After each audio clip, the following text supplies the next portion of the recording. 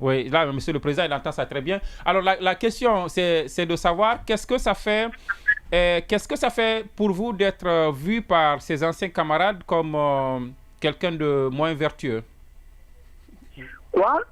Qu'est-ce que ça fait d'être vu par ses anciens camarades comme quelqu'un de moins vertueux? L'attaque. Quelqu'un de moins quoi? Vertueux, vertueux. Mais vu par quel camarade comme quelqu'un de Non, moins c'est une vertueux? question, c'est pas à vous. Et pour vous, c'est qu'est-ce que ça fait d'être vu par ses camarades ou alors parce que vous êtes toujours artiste, vous le réclamez. Et on voit de plus en plus d'artistes qui s'en prennent à vous, notamment sur les réseaux sociaux, qui dénoncent des actes qu'ils vous attribuent. Qu'est-ce que ça vous fait d'être vu comme ça dans sa corporation, dans son milieu, comme quelqu'un de moins vertueux? Ça me fait ni chaud ni froid parce que vous ne pouvez pas définir la vertu en fonction de ce que vous voyez sur les réseaux sociaux, parce que le monde ne se limite pas sur les réseaux sociaux. Il y a aussi des faits. Donc, vous n'êtes pas, à mon avis, vous n'êtes pas des juges pour situer ou qualifier ou dire à quelqu'un que ce que ça peut me faire parce que des gens se lèvent, des gens que j'ai aidés, des gens qui étaient dans un état alarmant que j'ai pris pour conduire chez le président à plusieurs reprises, pas une fois, pas deux fois, pas trois fois, et d'ailleurs pas que des artistes. Je l'ai fait parce que j'aime mon pays, je le fais, et si c'est à refaire, je le referai. Donc, si des gens portent des jugements sur moi, cela ne fait pas de moi un homme pas vertueux, s'il vous plaît. Il y a d'autres personnes, il y a une autre vie après, à part les réseaux sociaux. En réalité, c'est ce qui se passe, et sur les réseaux sociaux, c'est autre chose que vous voyez, que vous entendez. C'est deux mondes différents. Oui. Oui, question. Alors, ces derniers temps, quand on suit vos sorties, on sent chez vous, on va dire, un désenchantement. En tout cas, vous ne partagez pas nécessairement la façon dont la transition se gère aujourd'hui. Qu'est-ce qui explique cette désillusion de votre part? Qu'est-ce qui ne marche pas aujourd'hui à vos yeux par rapport à la conduite de la transition? Surtout que vous avez dit il n'y a pas longtemps que la transition, c'est pour corriger l'histoire et non de la reproduire. Non, je n'ai jamais dit que la transition, c'était pour corriger l'histoire. Ah, pour corriger les erreurs du passé. On s'en tient à la question de Sanso alors. Mais voilà, écoutez, c'est aussi simple que ça. Hein? Vous savez, dans un pays, pour moi, à plusieurs ethnies, où on avait choisi de bâillonner la démocratie, où il y avait des assassinats, où les assassinats se multipliaient devant le silence coupable des élus, où ils avaient désacralisé pour moi le pouvoir. Ou en conduisant notre pays dans un foutoir, et où la corruption était leur doctrine, où plus tu les dénonçais, plus ils s'obstinaient. Alors pour moi, lorsque ce système est brutalement stoppé par l'armée, le peuple s'en réjouit. Et tous les acteurs majeurs du pays conjuguent des efforts pour aider la transition à poser les fondamentaux et à éviter la répétition de l'histoire. Qu'est-ce que j'appelle répétition de l'histoire? Pour moi, tous les mots qu'on a combattus ou pour lesquels nous on est allés en prison, ce sont ces mots qui sont en train de revenir petit à petit et il faut les stopper, il faut les combattre. Il faut les combattre parce que Mamadi Doumbouya est une chance pour la Guinée. Si on n'utilise pas cette marque à bon escient, on va faire chavirer le bateau. Et si le bateau chavire, je l'ai dit à qui veut l'entendre, aujourd'hui s'ils tombent, nous tombons avec eux.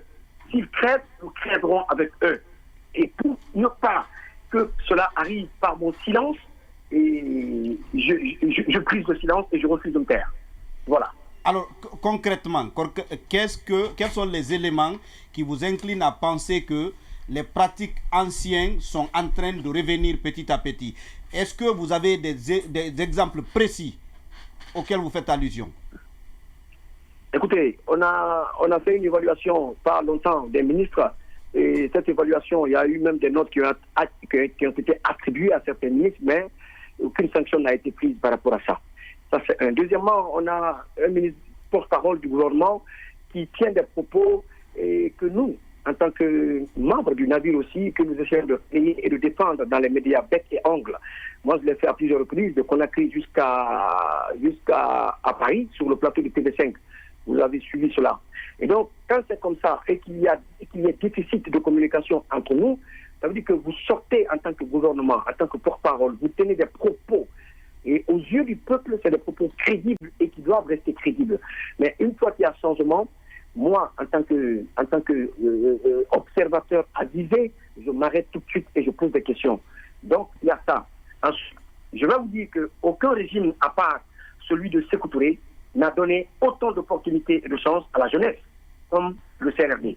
Mais, malheureusement, vous conviendrez avec moi que le nombre de bandits à col blanc s'est multiplié ces derniers temps. Parce que, tout simplement, on a misé sur la jeunesse, et cette jeunesse, aujourd'hui, ce sont eux, les acteurs, justement, de... Excusez-moi, je reçois des appels, il y a des appels qui sont en train de l'interrompre. Allez-y, pourtant, nous, on vous écoute là convenablement. Allez-y. Voilà, et comme je dis, ce qui est inquiétant pour moi, c'est la présence des trésors du roi dans la cour du roi, et qui ne disent pas la vérité, ni au peuple, ni au roi. Donc, à tous les niveaux aujourd'hui, je ne pourrais pas citer exactement toutes les bavures qui se passent aujourd'hui au niveau de certains départements, mais vous n'êtes pas sans savoir que ma sortie dans les temps passés contre le ministre de la Culture, c'était avec des preuves à l'appui, mais malheureusement, aucune enquête n'a été faite à ce niveau et rien ne s'en fait suivi. Donc, c'est dommage. Votre rôle, c'est de dénoncer. Votre rôle n'est pas de poursuivre. Une fois que vous dénoncez ces dénonciations, ces éléments de preuve, on les prend et on essaye de faire des enquêtes. Mais malheureusement, nous faisons des dénonciations pour ne pas que le président tombe dans leur piège, dans le piège du système. Mais c'est dommage qu'il n'y ait pas de résultats. Oui, c'est dommage qu'il n'y ait pas de résultats. C'est au sein de cette jeunesse, il y a plus de bandits à col blanc ou bien les anciens qui sont là, concrètement? Non, il n'y a pas d'anciens. Pour les anciens, j'ai déjà... Non, les aînés alors, les plus âgés. Non, je vous ai dit que moi, aujourd'hui, je me reproche d'avoir été l'avocat de la jeunesse parce que j'en avais fait un projet de société. Mais sincèrement, aujourd'hui, vu l'allure des choses, ce sont les jeunes sur lesquels le président a misé, parce qu'il a demandé à chacun de lui envoyer des patriotes. Il a demandé à chacun de lui envoyer des hommes intègres, jeunes ou adultes ou adolescents, parce que à son avis, l'âge ou l'expérience ne fait pas le boulot. Donc, il a misé sur la jeunesse en partie, et cette jeunesse aujourd'hui est en train de faire honte à la jeunesse en majorité. C'est de ça qu'il s'agit. Quand on prend aujourd'hui cette affaire des DAF, vous n'êtes pas savoir que c'est des gens qui sont dans la trempe de 30 à 40 ans, qui n'ont pas dépassé ce âge.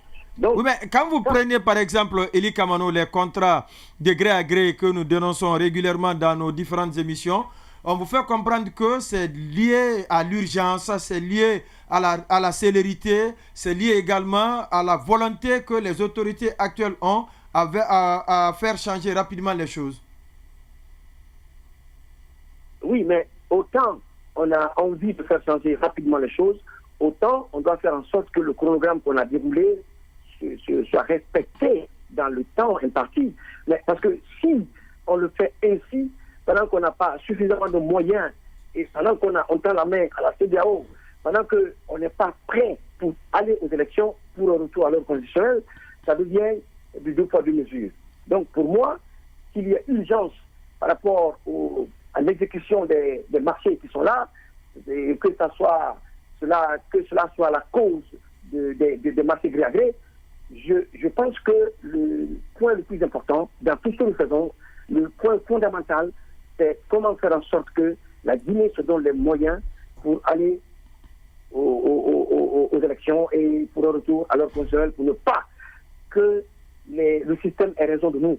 Pour ne pas que le système, quand je dis nous, je parle du CNRD, bien sûr, je parle du président de la République, de la transition. Ah, donc, vous pensez que le retour à l'ordre constitutionnel maintenant doit être une priorité, puisque c'est pratiquement un an qui nous reste selon le contenu du calendrier dynamique? Non, je le dis par rapport au retard qu'on est en train d'accuser sur l'exécution des 10 points qui ont été élaborés, justement, qui ont été prononcés et promulgués par le CNRD. Condé, oui. Le ministre de l'administration du territoire. Donc, je pense que c'est encore jouable, hein, rien n'est encore. On peut encore le faire et pour soit dans le délai, afin que l'histoire dans laquelle nous voulons entrer par la grande porte ne nous soit pas fermée. Oui, vous pointez du doigt tout à l'heure à la cupidité de certains jeunes qui ont bénéficié de la nomination ou des nominations du colonel. Mais pendant ce temps, on vous reproche d'être à l'image de certains jeunes, M. Kamano. On pense que quand il écrit, certainement qu'il a faim. Et moi, je vous trouve franchement très courageux pour attirer ou pour tirer la sonnette d'alarme. Mais soyez plus courageux, puisque à un moment donné, vous étiez dans l'entourage du colonel. Dites-nous qui sont ceux qui sont en train de mettre des bâtons dans les roues de la transition. Quel est cet entourage qui aujourd'hui il faut tenir pour responsable de la décadence de notre État? Et que répondez-vous aux gens qui pensent que vous-même vous n'êtes pas loin à ce que vous dénoncez? D'abord, je vais vous dire une chose. Sur la forme, moi je n'accuse pas les gens, je comprends. Parce que ce que les gens disent, je ne suis pas responsable. Ce que les gens pensent de moi, je ne suis pas responsable. Je ne peux rien pour ça. Mais à dire que c'est parce que j'ai faim que je dis de telles choses, d'abord, loin de la faim, les actes posés par le président Mamadi Doumbouya à mon encontre, c'est des actes, normalement, pour d'autres Guinéens, qui allaient les empêcher de tenir de tels propos sur la place publique. Ce qui se passe entre lui et moi, et ça se limite là. Mais la Guinée, encore une fois, est au-dessus de tout intérêt que je peux avoir avec qui que ce soit dans ce pays. Il faut que les gens fassent la part des choses entre Eli Kamano, l'ami, le soutien de Mamadi Doumbouya, et Eli Kamano, ce révolutionnaire, ce jeune panafricaniste, qui n'a pas fait de cadeau aux autres dans leur pays et qui ne fera pas de cadeau à ceux de son pays. Donc, les convictions sont changeantes en fonction des positions, si je vous comprends bien. Non, mais lorsque le CNRD est arrivé, moi, ma position était très claire. J'ai dit au président qu'il fallait qu'on fasse, c'est lui qui a dit d'ailleurs, il dit qu'on va faire comme Raouli. J'ai dit, président, c'est la solution. Il faut aller comme Raouli, sinon c'est le système qui va tuer la chose. Et quand vous faites comme Raouli, là, vous commencez par vos collaborateurs. Et Raouli n'a pas fait plus d'une année, hein? Je viens, laissez-moi finir. Oui, non, si vous dites qu'il doit faire comme Raouli, il a déjà fait plus de 2 ans. Je ne sais pas si cet engagement... Je ne parle pas des années, du nombre d'années. Oui, mais Raouli, ça commence par cela. Puisque vous parlez du système, plus il perdure, plus il empire, plus il devient, il se complexifie. Exactement. Voilà. C'est ce que je veux dire. Ouais. Alors moi, à ce niveau, je suis intransigeant et je suis imperturbable sur la question. Quand les gens disent que c'est assez courageux ce que je fais, il faut que les gens comprennent que c'est le même Eli Kamano là qui a dénoncé le capitaine Dadis aujourd'hui qui est en prison avec ces éléments. C'est le même là qui est allé à 6 reprises en prison ici sur le régime de la Condé. Mais on ne peut pas me coller des étiquettes parce que j'ai eu une amitié avec le président sous prétexte que je ne peux pas dire certaines vérités concernant le pays. Non, il faut que les gens arrêtent. Il faut que les gens arrêtent parce que quand il s'agit de la Guinée, je ne suis pas négociable. Alors, tout à l'heure, vous disiez que le président a dit qu'il veut être raouliste. Vous l'avez dit que c'est vraiment la solution. Il dit c'est blanc, vous dites c'est très blanc. Vous avez aussi dit que vous êtes membre du navire. Et je ne sais pas si vous le confirmez. Et vous dites aussi que vous êtes observateur. D'abord, est-ce qu'on peut savoir où vous vous situez exactement par rapport à cette transition? Et l'autre question, je termine là-dessus. La question, c'est de savoir effectivement, est-ce que vous aussi, vous n'alimentez pas cette guerre de tranchées qui existe aujourd'hui autour du président? Comment croire à la sincérité de vos dénonciations? Moi, écoutez, mes faits, mes actes parlent à mon nom. Je vais commencer par la deuxième question. Comment vous pouvez me poser cette question pour savoir la sincérité, pour connaître la sincérité? Oui, parce qu'on vous a vu avec Alpha Condé. Parce qu'on vous a vu avec Alpha Condé. Vous m'avez vu avec Alpha Condé? Vous m'avez vu faire la campagne du 3e mandat? Oui, mais on vous a payé pour aller faire une séance, pour aller à l'inauguration de Kaleta. On a suivi l'épisode-là.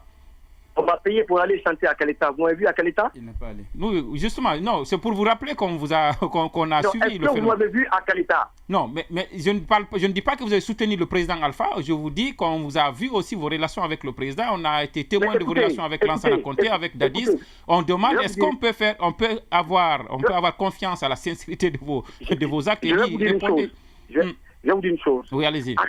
Arrêtez d'opposer les gens à leur relation avec les présidents. Le président Alpha Condé était mon président aussi parce que je suis guinéen comme tous les autres Guinéens.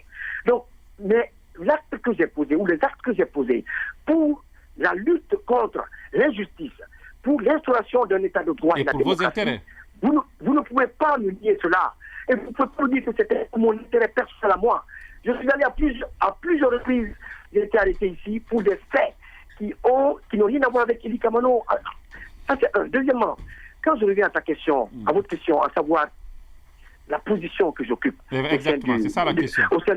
Au sein du navire, oui. J'aimerais vous dire qu'aujourd'hui, la position que j'occupe, elle est claire.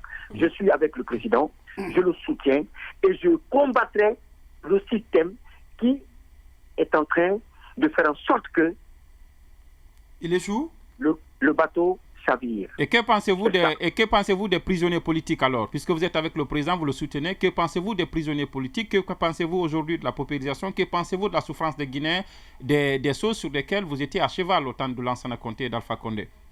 Ouais, mais je suis en train de les dénoncer. Au temps d'Alpha Condé et de Lansana Conté, qu'est-ce que je faisais? Je dénonçais. Oui. Et maintenant, c'est ce que j'ai commencé. Et maintenant, est-ce que vous dénoncez? Le fait que Kassori, Bill Gates et tous les autres sont en prison? Que c'est très courageux de ma part. Parce que pour quelqu'un qui soutient le président, pour quelqu'un qui soutient une cause, une transition, faire cette sortie où je dis qu'on est venu pour changer l'histoire et non pour répéter l'histoire, ayez le courage, vous aussi, de trouver que cela est très courageux de ma part. Et si j'ai commencé à le faire, c'est parce que pour moi, à un moment donné, il faut que même étant du même navire, qu'on s'arrête et qu'on fasse une rétrospective. Et c'est ce que je suis en train de faire. Donc, les efforts que je fournis dans le cadre du retour à l'ordre constitutionnel, si vous ne pouvez pas me le reconnaître, moi je demande aucun... Alors maintenant, cette confiance dont vous parlez tant, si ça se permet... Allez-y. Alors, vous aujourd'hui, vous dites clairement, vous êtes avec le colonel, vous l'accompagnez. Alors, cette confiance-là, ça vient d'où? Est-ce que c'est par rapport aux engagements qui aujourd'hui ne sont pas en train d'être respectés ou par rapport à d'autres considérations qui soient plus ou moins privées? Eh bien, moi, je dis que je suis avec le colonel parce qu'il est aujourd'hui le premier magistrat du pays et pour moi, c'est encore jouable. C'est jouable si par mes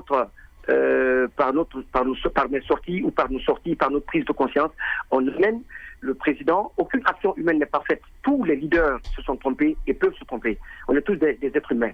Donc, à un moment donné de l'histoire, on peut s'arrêter, on peut corriger l'histoire. Et pour moi, notre devoir, ou moi mon devoir, que ce soit à travers la musique, que ce soit à travers mes sorties médiatiques, c'est d'attirer l'attention du président sur un certain nombre de faits. Et si je réussis à le faire, je pense que j'aurais réussi à jouer un grand rôle auprès de lui. Keta, si vous permettez, puisque vous êtes avec le colonel, vous permettez, est-ce que ça sous-entend que vous êtes ou vous serez comptable également de sa gestion s'il réussit? Et si ce n'est pas le cas, est-ce que vous serez comptable également s'il échoue? Tout à l'heure, je vous ai dit que si le bateau va à cette allure et qu'il tombe, on va tous tomber ensemble, n'est-ce pas? Tout à l'heure, vous l'avez dit, mais un peu plus explicite. Voilà, je l'ai dit. Je dis, si ça coule maintenant, là où on est comme ça, si ça coule, on va tous couler. Voilà pourquoi je sors pour attirer l'attention du président. Oui, mais est-ce que attirer son attention, est-ce que c'est quelqu'un qui a le sens de l'écoute aussi? Ben ça, je ne saurais vous le dire. Ça, moi, je ne saurais vous le dire. Justement, moi, je vais insister sur cette... Je vais pas par mon rôle. Que ce soit dans la musique, dans ma carrière, parce que j'ai recommencé avec le micro, que ce soit dans ma carrière, je vais continuer à chanter, à rappeler des choses, et je vais continuer à lui envoyer des messages, je vais continuer à faire des interventions pour qu'il sache qu'on est ensemble, on marche ensemble, mais qu'il y a des défaillances. Et ces défaillances, c'est normal. On est des humains, ça peut se corriger. Alors, moi, je voulais, quand vous dites, parce que vous dites qu'on est en train de le tromper, ou en tout cas, il y a un entourage qui n'est pas en train de l'aider à conduire qui n'est pas en train de l'aider à conduire la transition telle qu'il l'avait ambitionné. Est-ce à dire que vous, de votre côté, votre voix ne passe pas? Parce qu'a priori, vous auriez pu aider à contrebalancer cet entourage-là.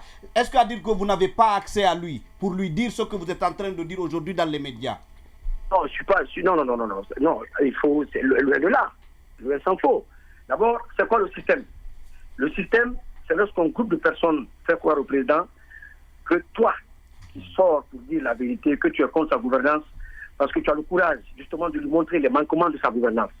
Parce que vous comprenez, c'est comme l'amitié, c'est comme un collaborateur de travail. Dès que vous avez un chef hiérarchique, dès que vous avez le courage de vous démarquer de ce lot d'employés pour lui dire certains manquements de sa gestion des choses, il se braque ou on le braque contre vous. Moi, encore une fois, je joue mon rôle auprès du président. Mais je ne suis pas un commis de l'État, il faut le comprendre, il ne faut pas l'oublier. Je n'ai pas la chance de voir tous les jours le président, de lui parler tous les jours. Je n'ai pas la chance qu'il réponde tous les jours à mes messages. Mais ce que je fais, le rôle que je joue, des messages entre nous, jusque dans les médias, jusque dans les chansons, parce que vous n'êtes pas sans savoir que mon morceau mythique, il faut pardonner, je l'ai repris et dans la reprise, j'ai mentionné son nom. Et donc, cela même me condamne, ce morceau même me condamne être franc et sincère et loyal envers lui. Et cette loyauté, c'est quoi? La loyauté, c'est aussi savoir lui dire la vérité, lui dire ce qui ne marche pas. Et tous ces manquements-là, les personnes qui sont responsables de ces manquements, les pointer du doigt afin que le président s'en débarrasse. Donc, alors si, la dernière question. L'avant-dernière, il va les combiner. Ouais. C'est important, c'est par rapport à la gestion même de la transition. Aujourd'hui, on a des leaders qui sont à l'exil, entre griffes. On a des prisonniers, on a des cadres ou des anciens ministres qui sont en détention. Pour lesquels la justice est plusieurs fois prononcée pour leur libération. Les questions relatives au retour à l'ordre constitutionnel ne sont pas prioritaires. Malgré toute cette situation, vous maintenez votre position. Est-ce qu'il n'y a pas lieu de questionner aussi vos ambitions? Et si vous permettez, parce qu'il avait dit que vous allez combiner les questions, c'est la responsabilité même du président de la transition. Parce que ce que vous dites là, beaucoup l'ont fait. À savoir que c'est l'entourage et non le président. Il se trouve que vous-même, vous avez dit, il y a eu des évaluations, il y a eu des actes qui ont été posés, des sanctions n'ont pas été prises. Est-ce que ce n'est pas de sa responsabilité de prendre des sanctions une fois que les fautes sont établies? Est-ce qu'il regarde la télé, il écoute les radios, vous qui l'avez connu? Cela incombe au président de se dire, et c'est ce que je demande. Si vous avez suivi mes précédentes interventions dans les émissions que j'ai eu à faire dans les autres médias, c'est ce que j'ai eu à dire. J'ai demandé à ce que le président sévisse. Et à l'entente d'ailleurs de cette interview, j'ai dit qu'il y a eu une évaluation au niveau des ministres et qu'il y a eu même des ministres qui ont été notés, il n'y a pas eu de sanctions. Si vous vous rappelez.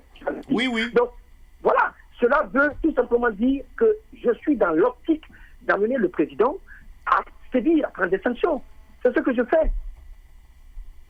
Et par rapport aux détenus politiques, par rapport aux exilés... Pour lesquels, justement, la justice s'est plusieurs fois prononcée en faveur de leur libération.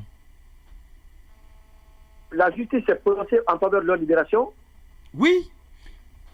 Oui, les magistrats. Il y a même la cour de la CEDEAO, justement. Attendez. Justement. Vous parlez de quel détenu? Vous parlez de détenus politiques, là? Kassori, Damaro et voilà.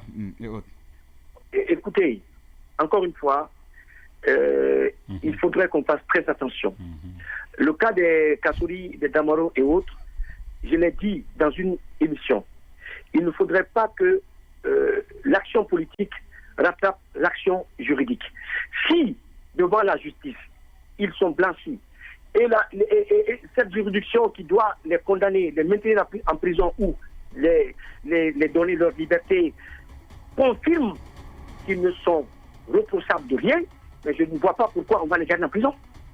Si on les garde en prison, cela émane va émaner d'une volonté politique, peut-être d'une main politique qui est derrière. Mais si la justice qui est habilitée à les garder là-bas ou à les donner leur liberté décide ou dit qu'ils ne sont reprochables de rien, je pense qu'on les garde pour rien. Ou pour un règlement de compte, parce que le trafic d'influence aussi est revenu dans le pays.